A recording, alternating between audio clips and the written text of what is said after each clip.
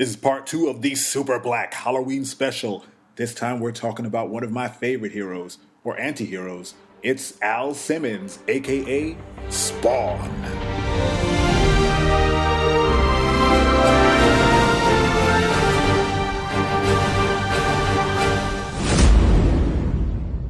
Hello, my friends and enemies, and welcome to part two of the Super Black Halloween special.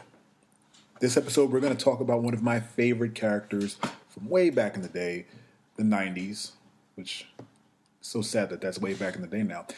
Al Simmons, aka Spawn. Now, Spawn was one of the first black characters I ever came in contact with, other than Hardwire, which was a comic book I got from my father, who found it in a basement at his job. But that guy's for another episode. Spawn was one of the first major heroes that I truly recognized as a black man. And one of the very first characters I started to draw regularly.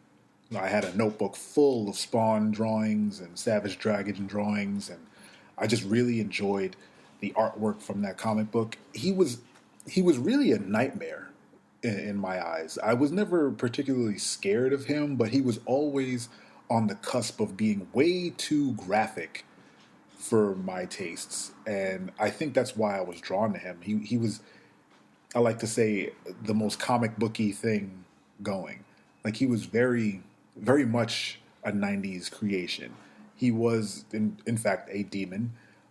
And you never really saw Al Simmons just as Al Simmons. He was always as Spawn. But when you did get to see him as his human self, he was a very strapping African American gentleman with a very hot wife named Wanda, and he was a CIA agent. And that's all pretty damn cool. Actually, before he was a CIA agent, he was an assassin, which is just as cool. Maybe not a character with the highest moral standards, but in a world where you play a lot of video games where you shoot people, an assassin seems pretty damn cool, right? So, Al Simmons was an assassin. He was so good at murdering folks that they promoted him to a higher level in the CIA, where he found out that a lot of the missions he was going on required him to kill a lot of innocent people that his job knew about. So, as you can imagine, this did not put him in good standing with God, murdering all these innocent folks who've done absolutely nothing to deserve Al's wrath. But when he started to question his moral standing within the company, the higher-ups in that company noticed, they took note, had a meeting, and said he had to go. So in a brilliant stroke of just really twisting the knife in Al's back, they hired one of his best friends and his partner, named was Chapel, to essentially murder him. They put a head out on Al and gave his best friend the gun. So it's kind of messed up, and it's not poetic. It's just mean, just poking Al in the back. So in this building fire, I can't remember exactly if it was a factory or so, whatever it was. They started a fire. Al gets shot in the fire, in the back, I believe, by Chapel, dies, and as you can imagine, goes straight to hell. I think he's the first person in comic book history when someone said go to hell, he took it literally, went straight down, met Malebolgia, one of the middle management of hell. He's a demon who runs a section of hell, I believe. And Al took it upon himself to sell his soul to Malebolgia so he can get back to his dear, sweet wife, Wanda. And if you see pictures of Wanda, you would know why. Todd McFarlane, who created Spawn, took a lot of care to make sure Wanda was dripping with sex.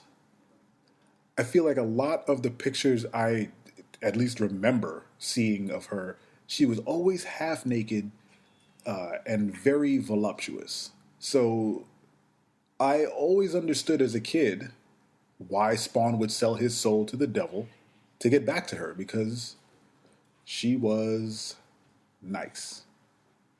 It's a very clean way of putting it. So back to the story. Spawn sells his soul to Malbolgia. Malbolgia says, "Deal." They shake on it. He says, "I'll send you back to your wife." Spawn gets sent back to Earth, and not as he thought he would be.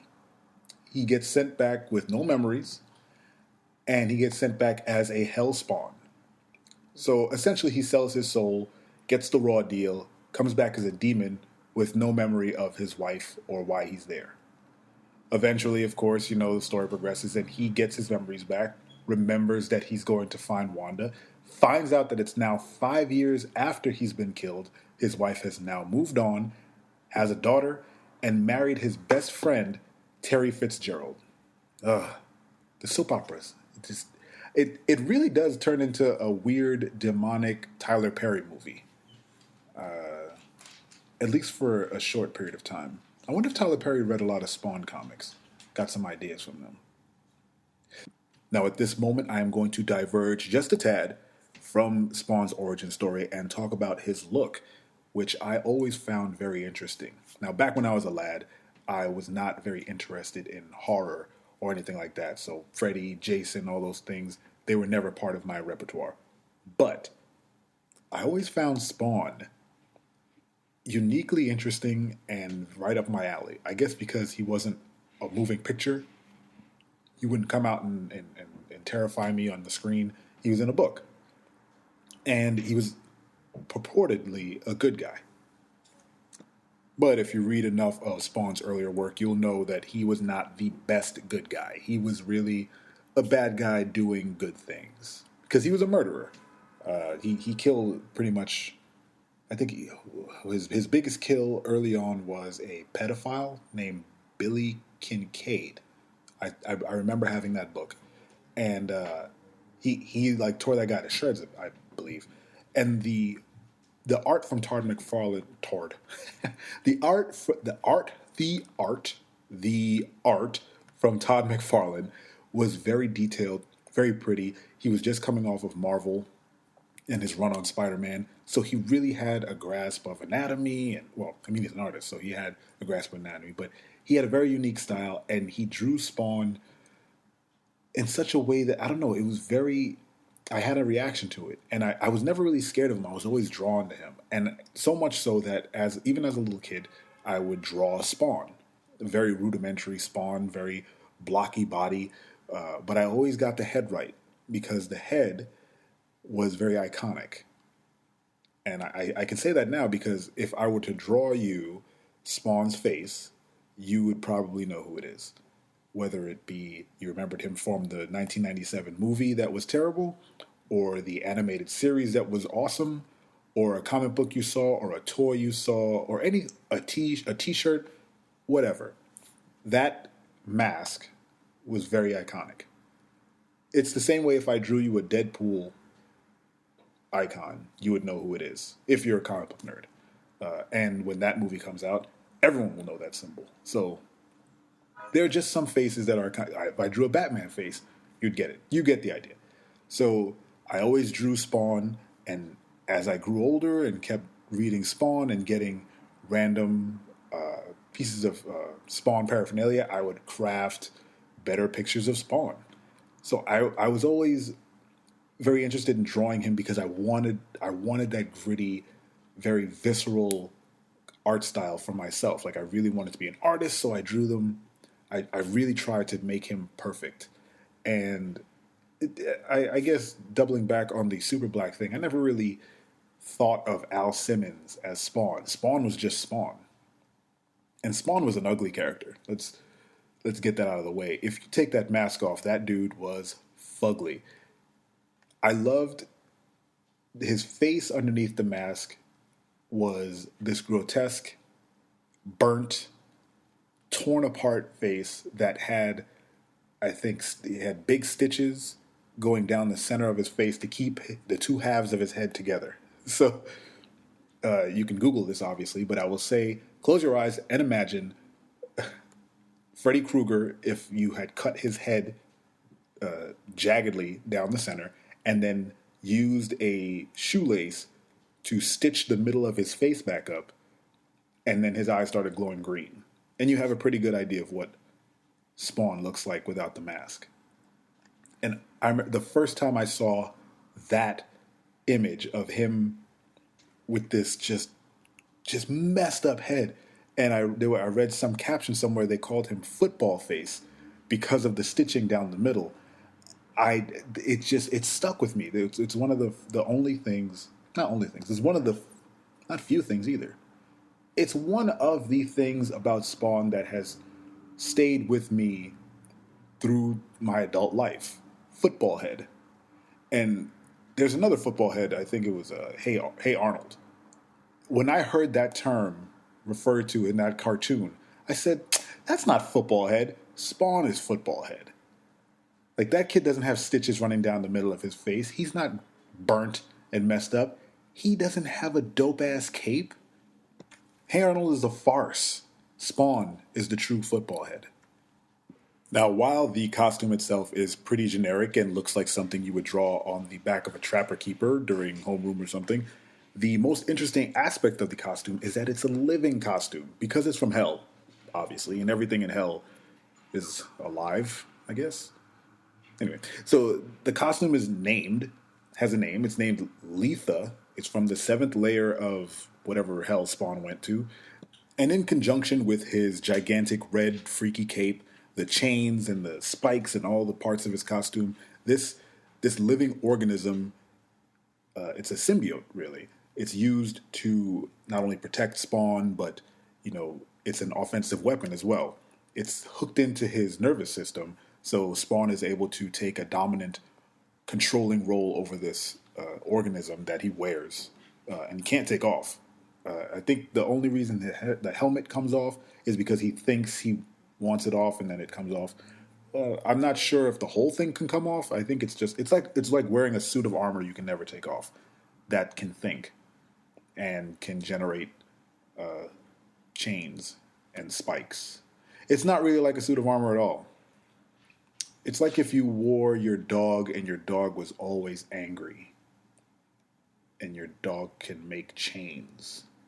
I'm bad at this. Okay, I got it. Imagine you had a symbiote suit from hell that was a living organism that attached itself to your nervous system and gave you superpowers. Nailed it. So, what does Spawn do with this symbiote suit from hell? Well, he uses it to fight other demons from hell because he is a good guy.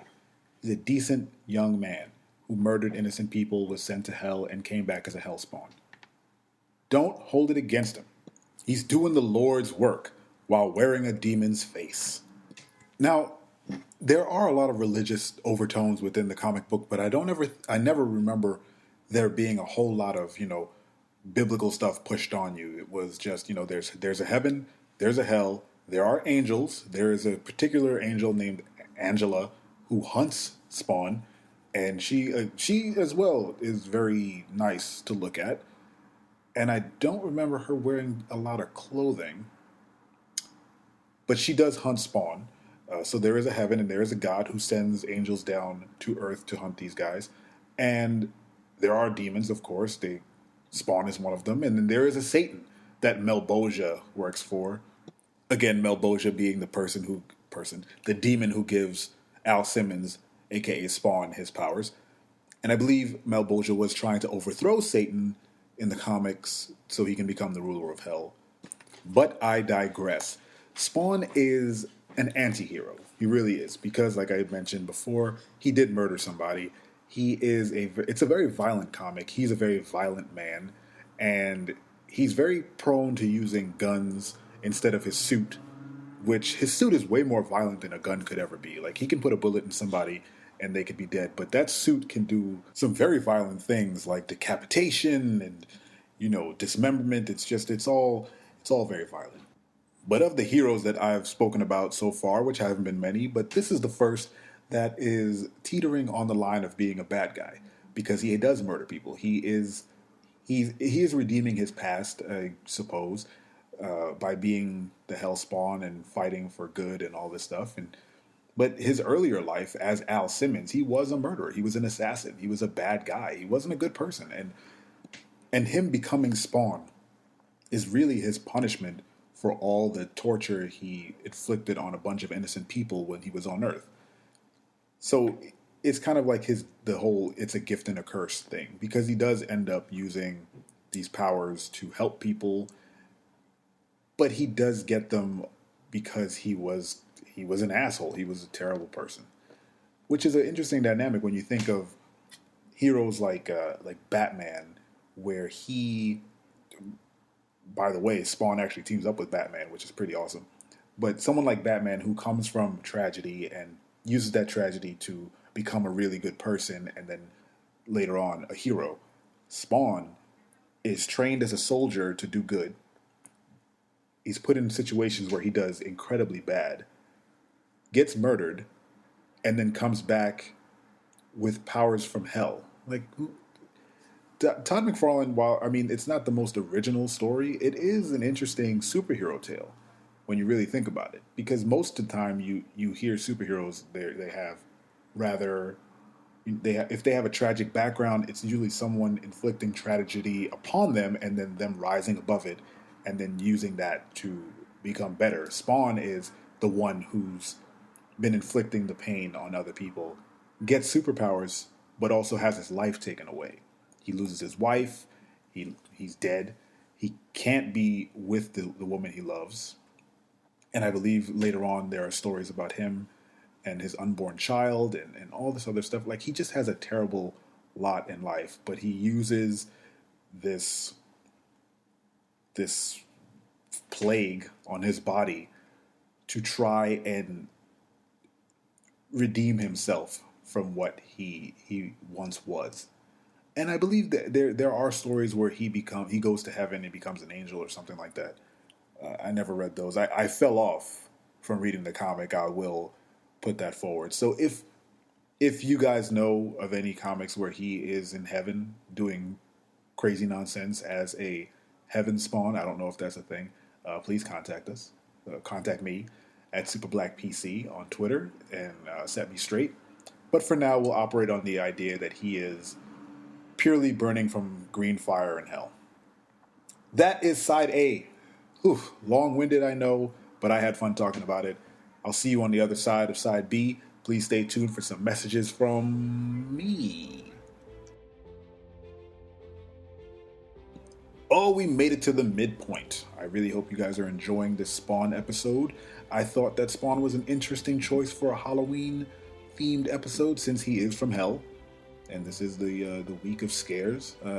I'm not going to be able to scare you on an audio podcast. I don't have the equipment to do so, and I don't have any ghosts in my house. I do have some dogs that like to make a lot of noise, so maybe if you hear some scratching in the background, you can imagine there's some sort of apparition behind you scratching at a window.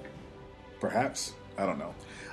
Let's get down to it. Please go to Twitter and follow me at SuperBlackPC. That is at SuperBlackPC. Or head on over to the Facebook page. It's facebook.com/SuperBlackPC. All one word. And of course, the best way to support the podcast is to head on over to iTunes and subscribe. We made it on the iTunes, people. Finally, after 4 episodes, we are now a legit podcast. And I keep saying we, and I'm not going to stop. I've decided I'm not going to stop saying we. Head on over to iTunes, look for Super Black Podcast, click subscribe, click 5 stars, write a review, be nice to me. I'm a one-man operation at this point. I need all the help I can get.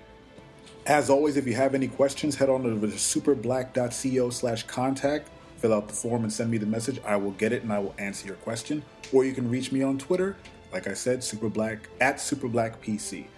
That's all I got for you guys this week. It's, of course, me shilling in the middle of the show every week, but I'll do it until this podcast is super popular and we start doing really fun stuff. I look forward to that time. So thank you again and enjoy the rest of the show. I'm back, and it's side B of the Halloween 2-part podcast about Spawn. I could do that better, but I won't. We're going to do a quick chat about the Spawn movie, the Spawn cartoon, the Spawn video game, and the future plans for Spawn on the big screen, and then I'm going to let you guys go. I'm going to let you get out of here. I'm going to let you get back to work or driving or cooking. I don't know what you guys actually do when you listen to this podcast. Whatever it is, I hope it helps. Let's get started. In 1997, the first African American to portray a superhero from a comic book series was put on film, and that film was Spawn. And that man was Michael Jai White. I don't think he gets enough credit for that, being the first black superhero on film. Superhero from a comic book on film. I don't know if it's a big accomplishment, but it's significant, isn't it? The problem is that they gave him a crappy movie to be in because that Spawn movie is terrible. It covers the origin of Spawn himself, and it gives you a look at Violator, played by none other than the dramatic genius that is John Leguizamo, playing a demon, a giant CG demon, who is then transformed into a stout, fat clown. That's what the Violator is. But John Leguizamo was such a strange choice for that. But again, just a lot of weird choices in that movie. Spawn looked terrible. The CG costume at the time looked pretty cool, but most of the movie you only saw Al Simmons. You didn't see the Spawn helmet. The movie doesn't actually get good until he puts that helmet on and starts fighting the Violator, John Leguizamo. That movie made me very confused because I really, really wanted to like it, and it turned out terrible. He doesn't even really use that really dope cape until really late in the movie, and they could have done so much more. It was a shame, really. So the first time a black superhero from a comic book is portrayed on film, it's in this dismal thing. I do suggest you all watch it because it is a terrible movie to watch, but I mean, why not, right? There's no reason I always wonder why people say, don't watch this movie. There's no reason not to watch it. I mean, it's terrible, but you could probably get a laugh out of it. And you do get to see them being the producers of the movie, try and show this symbiote style outfit be a living, breathing thing. And it doesn't work, but it's still funny. So I would suggest go watch it, especially if it's like you have some sort of terrible movie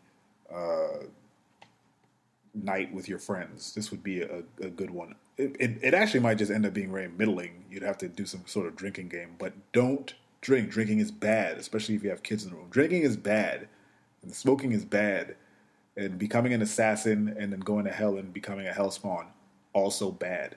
And that movie's bad. But there is a shining light in the Spawn mythos on screen.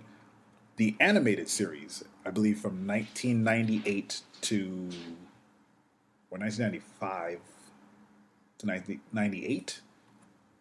I know I'm getting those dates wrong. But the animated series was a spectacular portrayal of Spawn. It was a very scary show. Especially it was on HBO, and you know HBO likes to show really violent, really dark stuff. Just look at Game of Thrones.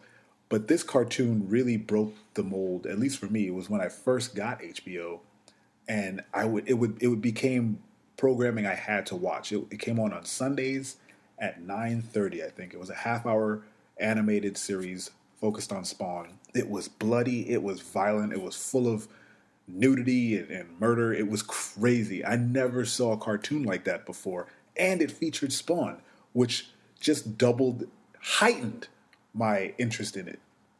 And, of course, the naked ladies in it. But, I was a young kid, whatever. The show was amazing. And Spawn was voiced by one of the best voices in Hollywood, for my money, Keith David. Keith David has one of the best voices you can ever hear. The man, I don't know. The voice is amazing. And when you hear Spawn talk, just the animation and the voice, everything it really brings that character to life. So if you were to watch anything, I would say find the Spawn animated series. I think you can find some of the episodes on YouTube. but it's the internet. I'm sure you can find it somewhere. And watch that series. It's really, really good. I don't remember if I don't know if it holds up because I haven't seen it in quite a while, but I do have the DVD, so I will go back and watch it and maybe do an addendum to this. But I strongly suggest watching that Spawn animated series. It's amazing. Now, while that was great and the movie was terrible, there still has been talk of a new Spawn movie coming out focused on Sam and Twitch, the two detectives within the Spawn universe who investigate Spawn for the killing of that child pedophile, and they operate in his city pretty much. And Spawn becomes, at least the spec of the script that I read from before was that Spawn wasn't really part of the movie. He was more of a background character, always lurking in the shadows. You catch a glimpse of him here. You catch a glowing eye in a corner while Sam and Twitch are investigating murders that are happening in Rat City, I believe. Spawn's little alleyway, hobo city. That's an interesting story. I think Spawn, well, not the cartoon notwithstanding, I think Spawn works way better as a ghoul, an avenging ghoul that you don't really hear speak, or you just see him in the corners, in the shadows, because this book, or the comic book, really was this kind of, hellscape, horror book. Like, there was a lot of violent things going on. Of course, it covered hell. So why not make the anti-hero, if they have these two characters, Sam and Twitch, who are interesting characters, have this hero in the background doing just really dirty work, but also, in conjunction with Sam and Twitch, they're all investigating these murders together. But you never really see Spawn. You only kind of see him shuffle by or jump across a roof while the two characters are talking. Pretty much think the show Gotham, except with Spawn. And that's kind of what I think the movie was going to be. Now, I haven't heard whether or not the movie is going to actually make it through. I doubt it very much, but here's hoping. I would like to have a good Spawn adaptation on film because I think the character deserves it. I think I might be biased, having given my history of the character and me drawing him and have notebooks full of Spawn drawings, but let me be biased at this point. I would like an actual good Spawn movie to come out. But the most important takeaway of the whole little side B is that Michael Jai White was the first African-American man to portray a comic book superhero on film. And B, Keith David played Spawn. If you don't know Keith David, go look him up. If you've never seen They Live, go watch that movie. It's also pretty terrible, but he fights Rowdy Roddy Piper in that movie, and you do not get better than that fight. That is one of the greatest fights ever put on film, and Keith David is front and center on it, and I believe he wins. Of course he wins. That is going to do it for me on part 2 of my Halloween special for you guys. I really hope you enjoyed this episode. If you haven't, please go listen to part 1 about Lee Everett and The Walking Dead. We'll have more episodes coming to you soon. Please tell a friend, send the link out, subscribe on iTunes, go to Twitter, go to Facebook. There's so many things you could do to support this podcast. I really, really hope you enjoy it. I really hope you share it with your friends. And I really hope you come back. This has been Super Black, and I'm out.